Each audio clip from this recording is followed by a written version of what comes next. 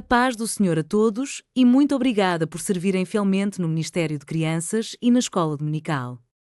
Hoje vamos falar sobre um tema que todo crente, seja criança ou adulto, precisa de compreender: resistir à tentação. Como líderes na igreja, não apenas ensinamos lições, nós damos o exemplo. E uma das verdades mais importantes que podemos transmitir às crianças é esta: a tentação não é pecado, mas é um convite ao pecado. Compreender esta diferença é essencial, não só para as crianças que ensinamos, mas também para nós, enquanto líderes. Um dos maiores erros acerca da tentação é pensar que, ao sermos tentados, já falhamos. Mas a Bíblia mostra-nos que até Jesus foi tentado e, no entanto, nunca pecou. A tentação é uma sugestão, uma sedução ou uma tentativa de desviar o nosso coração da obediência a Deus. O pecado acontece quando aceitamos esse convite. Esta é uma verdade muito importante para ensinar às crianças. Quando elas sentem tentação, não precisam de se sentir envergonhadas ou derrotadas. Pelo contrário, precisam de reconhecer que a tentação é um momento de escolha. É um momento para escolher a confiar em Deus e obedecer-lhe. E o mesmo é verdade para nós. Ninguém está imune à tentação, nem pastores, nem professores, nem líderes do Ministério de Crianças.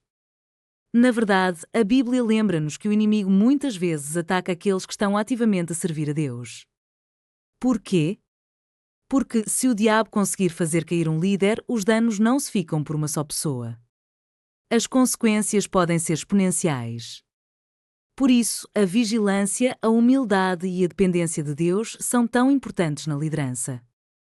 A Bíblia identifica claramente 3 formas principais pelas quais a tentação surge e encontramos isso na primeira carta de João, capítulo 2, versículos de 15 a 17. Não amem este mundo, nem as coisas que ele oferece, pois, quando amam o mundo, o amor do Pai não está em vocês. Porque o mundo oferece apenas o desejo intenso por prazer físico, o desejo intenso por tudo que vemos e o orgulho de nossas realizações e bens. Isso não provém do Pai, mas do mundo. E este mundo passa, e com ele tudo que as pessoas tanto desejam. Mas quem faz o que agrada a Deus vive para sempre. Segundo a passagem bíblica, a tentação surge frequentemente através de 3 categorias.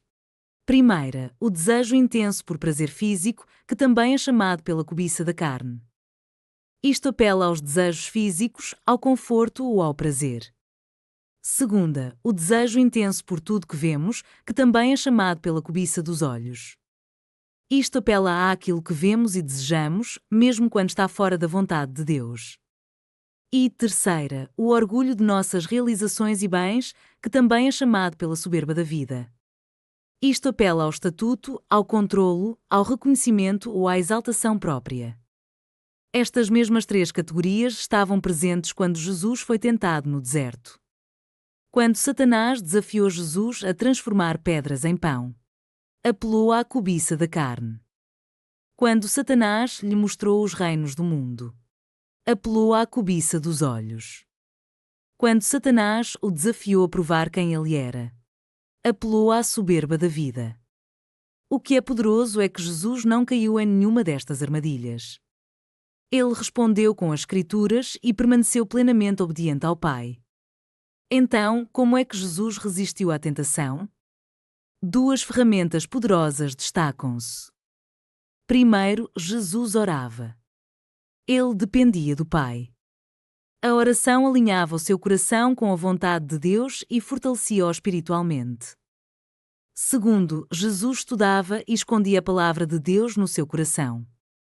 Sempre que Satanás o tentou, Jesus respondeu com as Escrituras. Ele não discutiu nem negociou.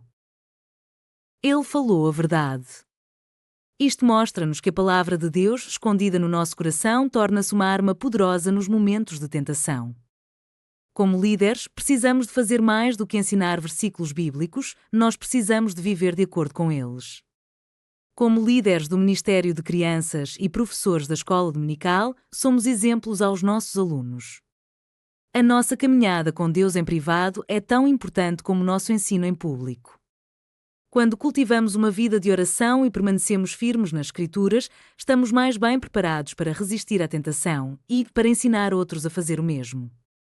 Não confiamos na nossa própria força, mas confiamos no Espírito Santo, que nos capacita a dizer não ao pecado e sim à justiça. A tentação virá, mas não tem de vencer. Deus deu-nos tudo o que precisamos para permanecer firmes. Através da oração, da Sua palavra e da ajuda do Espírito Santo, podemos resistir ao inimigo e permanecer fiéis. Enquanto ensina à próxima geração, lembre-se disto. A sua obediência importa, o seu exemplo importa e a sua fidelidade tem um impacto eterno. Muito obrigada por servir. Permaneça firme, permaneça humilde e permaneça enraizada em Cristo. Deus vos abençoe.